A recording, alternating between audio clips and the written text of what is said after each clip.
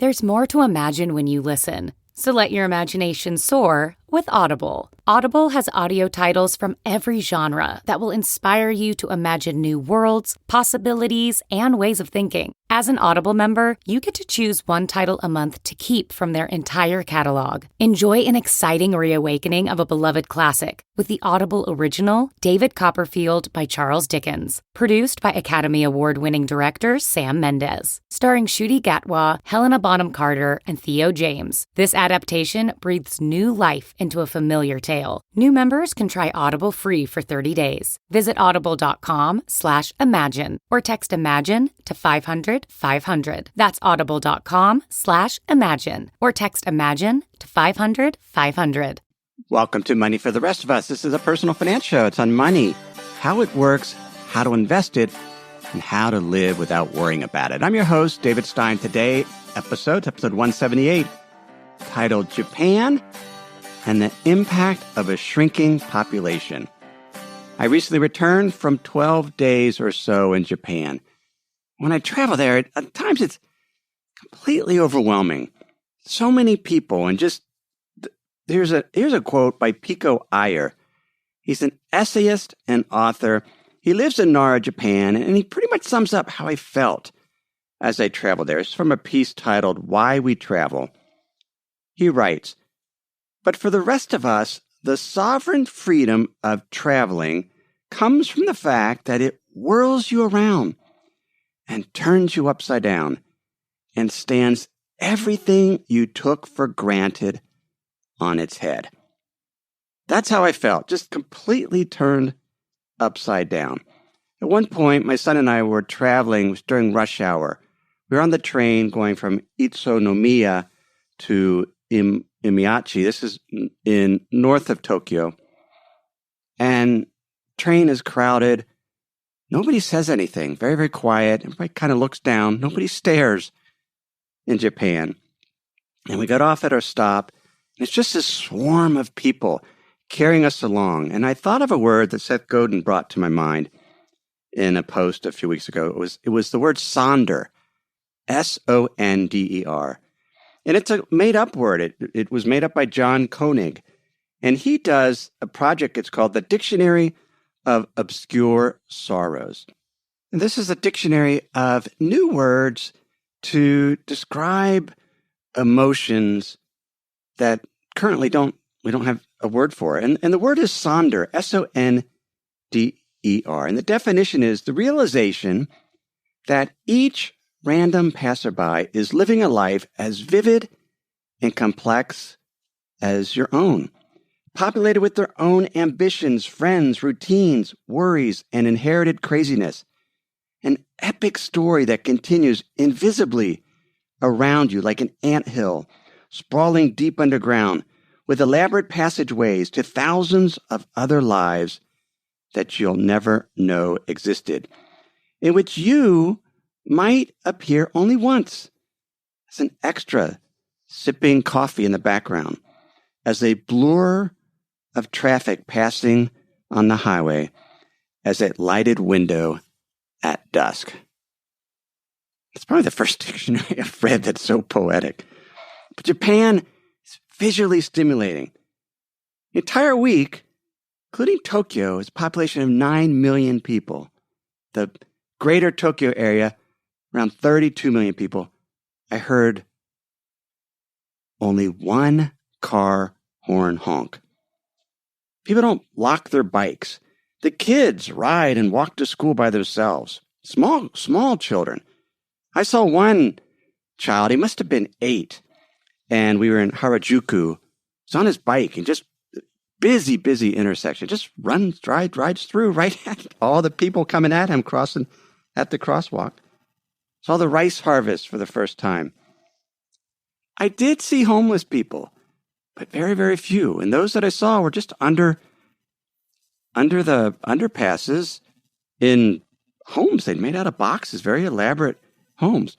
No one asked for money the entire week. We stayed at a traditional ryokan, traditional hotel, and with an onsen, the bath, and just to be there to observe. And it's hard to these are just anecdotes. When you go somewhere, you really just get anecdotes.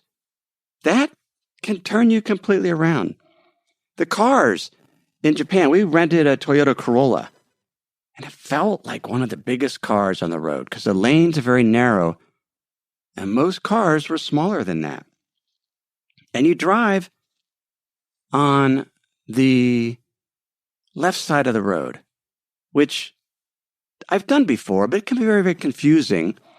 The hardest part this time, though, is because you're driving on the left side of the road, your steering wheel is on the right side of your car. And your turn signal, you do use it with your right hand instead of your left. On your left, you have the wiper blades. So for the first few days, I was constantly turning on the wiper blades in order to signal my turn. But then after a week or so, I got used to it. When I come back to Idaho, I'm always turning on my wiper blades with my right hand to signal my turn. But it raises the question, why do we drive on the right side of the road and other countries drive on the left? About 35% of the world's population drives on the left side of the road. Most of them are British or British colonies. The exception is Japan. And that was the normal thing to do back in feudal times because most people were right-handed.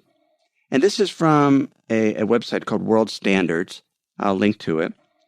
But most people were right-handed. And so swordsmen preferred to keep on the left so that they could have their right hand to pull out their sword, to face their opponent that was coming at them. And their sheath or their scabbard was on the left. And they didn't want that running into people. And they also, most of them, got on their horses on the left side. And if you were always getting on the right side, you'd be doing it in the middle of traffic. So very, very old. But then in the 1700s, according to this site, teamsters in France and in the U.S. began hauling farm products in big wagons with several pairs of horses. And there wasn't a driver's seat. And so the driver would sit on the left rear horse so he could keep his right arm free to lash the team. And so he was on the left side, and so it made it easier to, because he was sitting on the left, he wanted everyone to pass him on the left because he had a better view because he had all these horses on his other side. So at that point, the wagoneers were on the right side of the road and then they let the traffic pass on the left. And that's how it evolved when cars came along, except not in Britain and not in Japan. Another thing I noticed is it's cold in Japan a lot. They don't often heat. We were using Airbnb mostly. Often the front rooms, well, the heaters are space heaters, typically. And often the kitchen dining area isn't heated. I have no idea why. The toilet room is never heated, which is why the Japanese have perfected the art of the heated toilet seat. But you sit at the table, because you sit on the ground, typically at a very low table, but there's usually often a heating blanket right there around the table to keep you warm, because there's no heat. But as a result, Japan uses about half the energy of the U.S. on a per capita basis. Probably the biggest thing I noticed, especially as you go out into the countryside, is many of the workers are really, really old. The security guards, most of them were in their 70s. The garbage men, many of them were in their 70s, maybe older, because Japanese, generally speaking, always seem to look very, very young, even as they age. So I don't know how old. But clearly there was a lot of older people continuing to work. Now, Tokyo seems very, very young. A lot of young people. But you go out into the countryside, and it's mostly older people. A reason for this is Japan's population is shrinking. They peaked in 2008 at 128 million. Now the population is 127 million. And the National Institute of Population and Social Security Research estimates that by 2065, the population in Japan will be only 88 million, 30% decline in the population. And the young people are attracted, like in many countries, to the city, Tokyo, greater Tokyo area. I misspoke. It's 38 million people. Tokyo City's 9.3 million. And there's plenty of jobs in Tokyo. There are 2 job openings for every candidate in Tokyo. The unemployment rate across the country is 2.8%. So with a shrinking population, there's plenty of jobs. And if you're older, you can continue to work. You're often encouraged to work because who's going to collect the garbage if there's no young people in the village or town to do it? We visited the monk where my son cut wood. This is a monk, the Buddhist monk and potter. He cut wood for him, split wood for 2 weeks, about 3 years ago. We went back, small town where this monk is. Nice guy. He says, I have no money. All I have is wood. And he had piles of it everywhere. He burns his kiln once a year. But in that town, they shut the school down because there wasn't any more kids in this small little village. They didn't need a school there. The world population is expected to increase by 28% from 2016 to 2050. But there are countries where their population is expected to shrink. Japan is the leader in that, followed by Poland, Hungary, Germany, Taiwan. All are expected to have population declines of greater than 10%. Russia, Portugal, Hong Kong, Greece, South Korea, and China will see their populations likely slump by over 5%. Now, I'm sharing with you a lot of population data, or will. This is a study that Ned Davis Research put together. And they had a lot of population data and demographics. You can actually, I'll link to Ned Davis's site on moneyfortherestofus.com, but even if you're not a client, they're actually given the opportunity for people to download this study that they did. But one of the things that has happened is life expectancies are increasing. Now, Davis points out, in 1970, just 5% of the world's population, or children under the age of 5, had vaccinations. By the 1990s, it was 75%. And as a result, life expectancy increased from 47 years in the 1950s to 71 years today. That's huge in terms of life expectancy. At the same time, you have fertility rates slowing in many areas of the world. Japan has the highest life expectancy of anywhere in the world, 87 years. So the people are living a long time, yet they're not having as many kids, and as a result, the median age is extending out. Japan, current median age is 47 years. It's expected to increase to 56 years by 2050.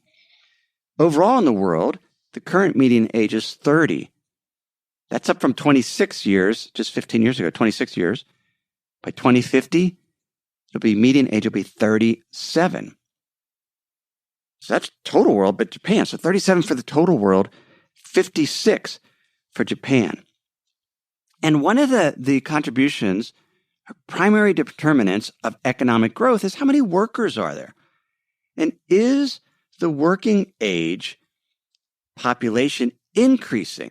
Economists David Bloom and David Canning found that when you increase the growth rate in the working age population as a share of the total population by 1 percentage point, that results in an increase in the rate in per capita GDP of 1.4%.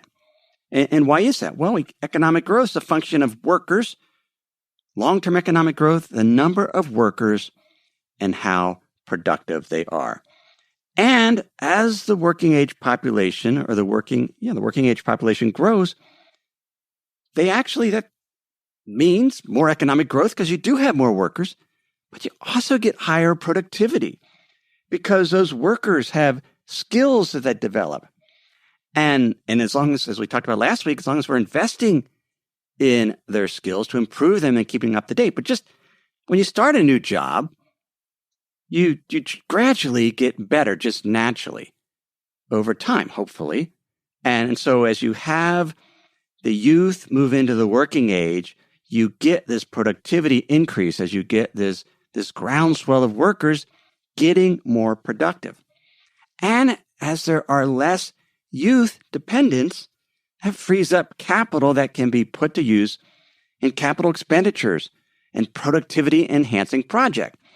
And as a result, as the working age population increases, you see higher economic growth and you see better performance for the stock market. Because the faster the economic growth, the greater the corporate profits, and long-term stock returns are higher in countries that are experiencing economic growth and experiencing an increase in the working age population as a percent of the total population. Let me pause for a moment and share some words from this week's sponsor. Sometimes it's just nice to sit back, relax, maybe even take a nap. That's not what you want your money to be doing. You want it to be working hard for you, earning interest, generating returns. That's where the Betterment Automated Investing and Savings app can help. Betterment's technology gives you advanced tools that are built to help you maximize returns. They have diversified portfolios of low-cost ETFs that have been constructed by experts, high-yield cash accounts where your money can earn 11 times the national average, and automated investing technology like automated rebalancing. These tools can help you reach your savings and investing goals. Betterment is a fiduciary. That means it's their job to act in your best interest. They will never recommend an investment or give you guidance unless they believe it will help you reach your financial goals. So visit Betterment.com to get started. Learn more about the high-yield cash accounts at Betterment.com. Investing involves risk, performance not guaranteed, cash reserves offered through Betterment LLC and Betterment Securities. Betterment is not a bank. Ever wonder how much of your personal data is out there on the internet for anyone to see? More than you think. Your name, contact info, social security number, and home address, even information about your family members. That's why I personally recommend and use Delete Me. Delete Me finds and removes any personal information you don't want online and makes sure it stays off. I've been using Delete Me for 9 months now, and they've removed a ton of my personal data from the internet and sent me regular personalized privacy reports showing info they found, where they found it, and what they removed. I just got my latest quarterly report from them. Delete Me does all the hard work of removing yours and your family's personal info off the web. Take control of your data and keep your private life private by signing up for Delete Me now at a special discount for our listeners today. Get 20% off your Delete Me plan when you go to joindeleteme.com/David20 and use promo code David20 at checkout. The only way to get 20% off is to go to joindeleteme.com/David20 and enter code David20 at checkout. That's joindeleteme.com/David20, code David20. If you download that Ned Davis demographic study, they have a number of charts in there. They call it the MY ratio. It's the mature to young, and they're looking at the ratio between those ages 35 to 49 compared to those in a particular country from 20 to 34. And as that ratio increases, as you get more in the 35 to 49 compared to those in the 20 to 34, there's a really high correlation in terms of performance of the stock market. Stocks do better, as we said, as that working population increases. There's a number of charts there, but one of the interesting things is in the U.S., that ratio bottomed in 2016, and it's set to continue to rise through the year 2040.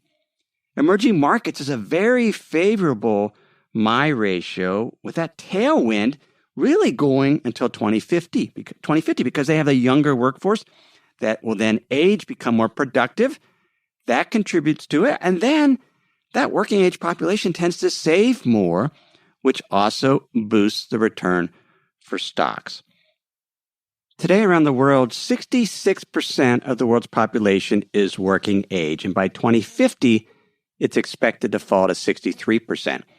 But in Japan, they're going to have the smallest share of the world's working age population by 2050. Only 49%. And 40% of their population will be seniors, the elderly. Japan's working age population as a percent of its total population peaked in 1992. So their population is shrinking, but it's also getting older.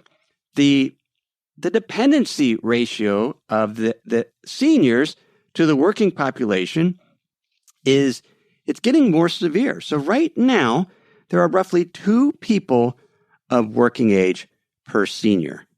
But it's expected to grow to 2 retirees for every 3 workers by the year 2050. So you're going to have fewer people supporting each retiree. And that also has an impact on the budget. Right now, Japan spent about 16.6% of GDP on benefits to the elderly. It's expected to grow to 20.9% by 2040. Compare that to the U.S. U.S. spends about 13.6% of GDP on benefits for the elderly. It's expected to grow to 18.5%. But there's some countries that are even worse. Italy and France both spend about 20% of GDP currently on the elderly, and it's expected to grow to 24 to 26% by the year 2040. And so that's a challenge. But the challenge is, it's not so much of these accounting issues, what percent of GDP is being spent on the elderly, who's spending the money, how much is the government spending. The fundamental issue is, will there be enough workers to produce the goods and services that the aging population needs? If there's not enough workers and they're not able to somehow produce, then you're going to get inflation because you get constrained capacity. Now, Japan is not suffering any type of inflation at present.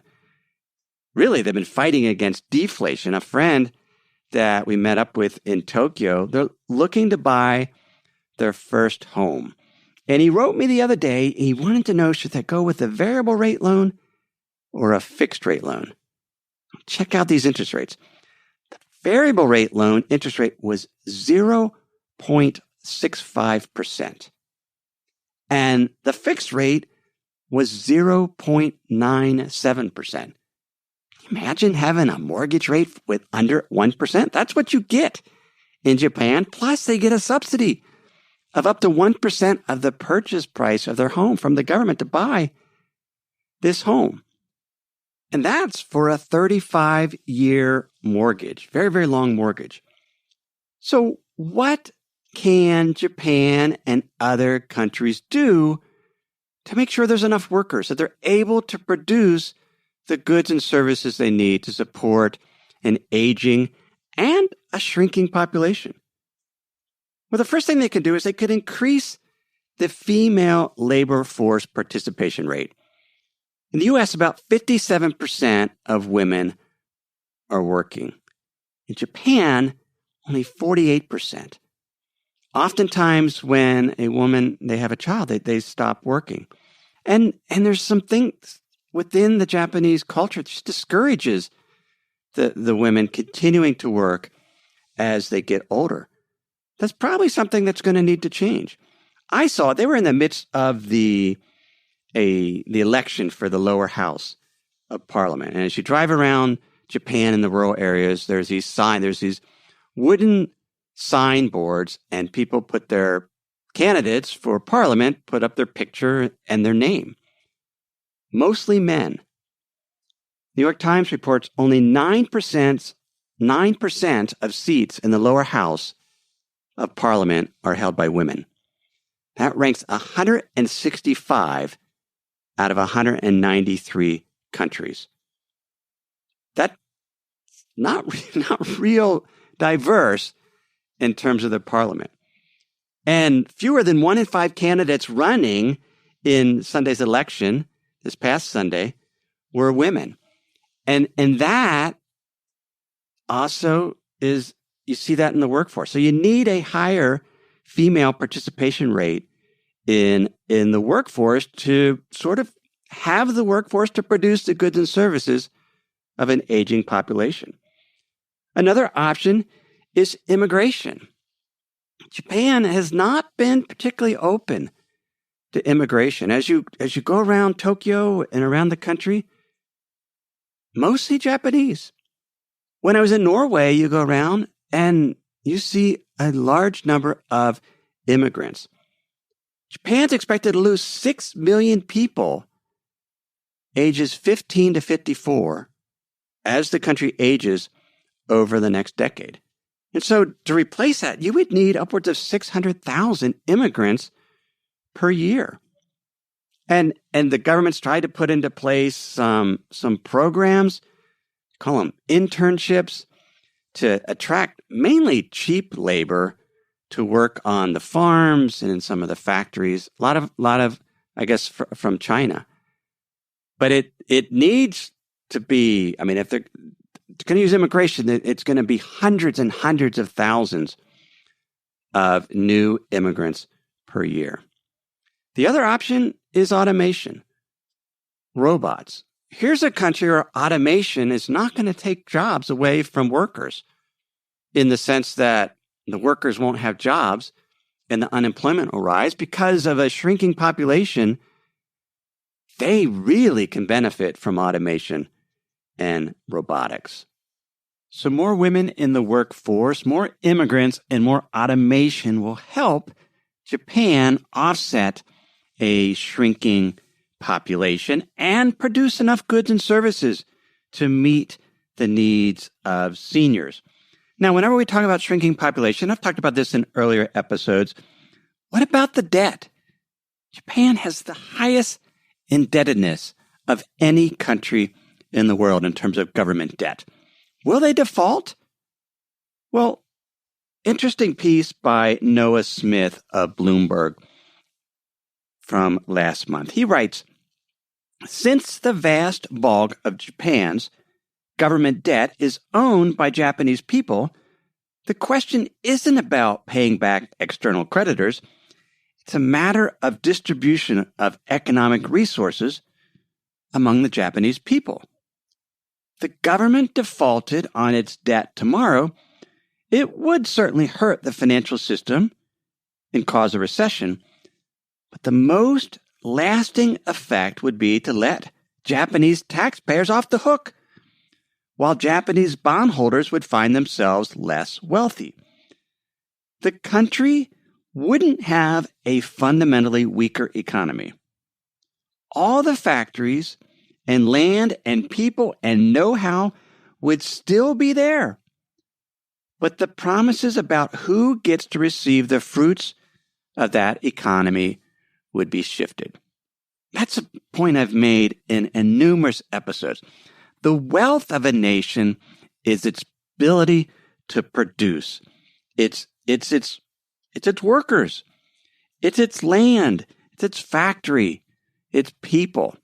And if Japan decides to default on its debt, because it would be a decision, then it's just a redistribution in terms of potentially hurting the elderly who hold most of those bonds as the retirement savings. And it would be disruptive, but it's all counting.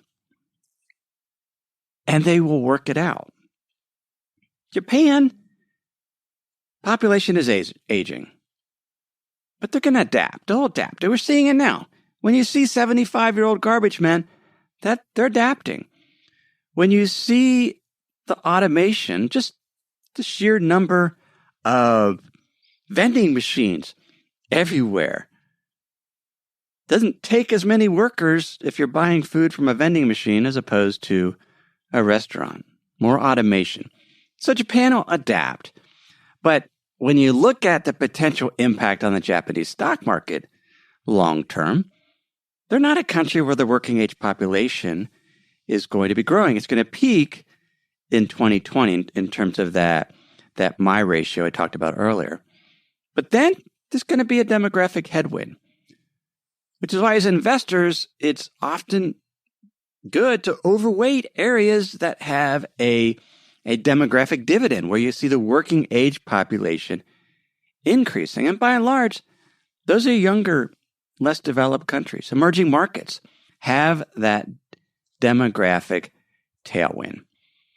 So that's episode 178 on Japan and the shrinking population. You can get show notes at moneyfortherestofus.com. While you're there, go ahead and sign up for my Insider's Guide. I'll send you the show notes weekly for free, along with an essay I do, some of the best writing I do each week. And you can sign up for that at moneyfortherestofus.com. Or if you're a U.S.-based listener, just text the word insider to the number 44222. Everything I've shared with you in this episode has been for general education. I've not considered your specific risk situation. So no investment advice here, just general education on money, investing in the economy. Have a great week.